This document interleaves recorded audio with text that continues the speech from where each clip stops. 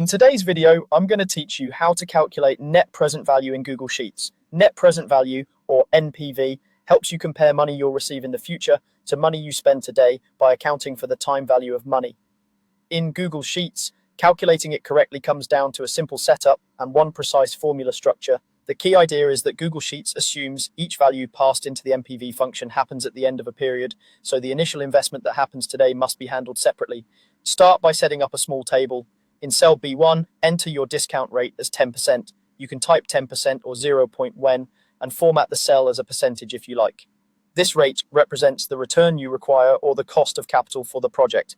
Next, list your cash flows by period. In cell B2, enter the year 0 cash flow, which is the initial investment of negative 5,000. This should be a negative number because it's money going out today. Then enter the future net incomes as positive values. In B3, type 1,500 for year 1. In B4, 2,000 for year 2. In B5, 2,500 for year 3. And in B6, 3,000 for year 4. With the data in place, you're ready to compute NPV. In your results cell, type exactly at NPV B1, B3, B6 plus B2. Here's what's happening.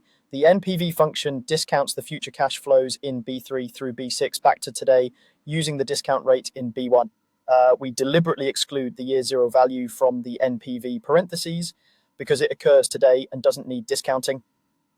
Then we add B2 outside the function to combine the present value of the future cash flows with the initial outlay, giving you the true net present value. A few quick tips to keep things clear. Make sure the signs are correct. The initial investment should be negative and the future income's positive.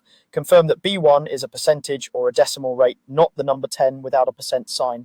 If you change the number of periods, adjust the range inside NPV accordingly so it includes only the future cash flows. Formatting your cash flow cells as currency can make the result easier to read, and labeling your periods and values helps avoid mistakes later.